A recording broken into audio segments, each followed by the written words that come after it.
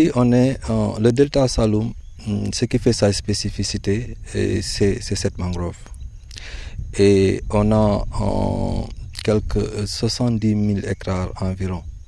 Et dans ces 70 000 hectares, il y a environ presque 20 000 hectares qui sont très dégradés et qui sont pratiquement menacés.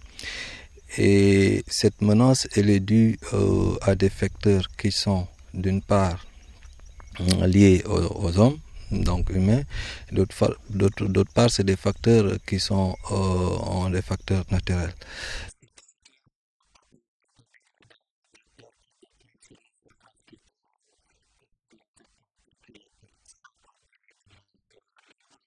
Ces ravinements-là, depuis un laps de 3 ans, ça a fait presque au-delà de 25 mètres. Ça détruit des champs, ça enlève de larges couches de sable et ça va le jeter dans les temps nus près de la mangrove.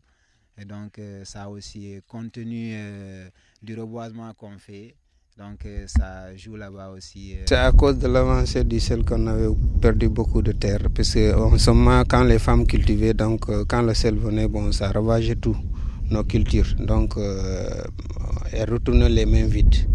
Oui. La rareté des poissons là, parce que les gars ils disent les poissons ils produisent sur les mangroves. Si les gens ils sont en train de couper, on a des problèmes.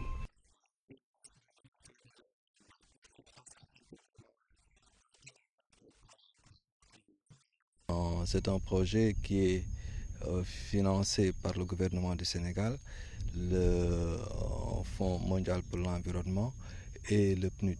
Nous avons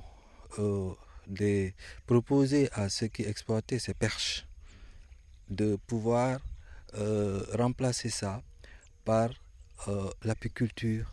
Et pour les femmes, on a proposé une autre technique d'élevage des huîtres en guirlande.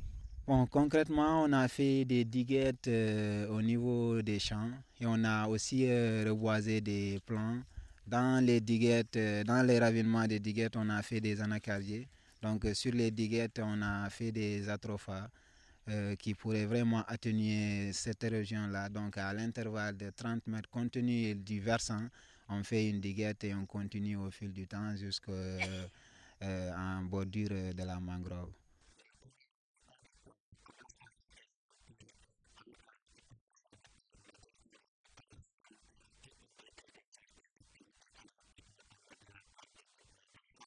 Karnunto mfala ka uranga balanka abota ka balanka sabu jigéen ñi nee nañu balanka mi baax na lool boo seetee kalti poto be fagaru yëpp toolu ceeb la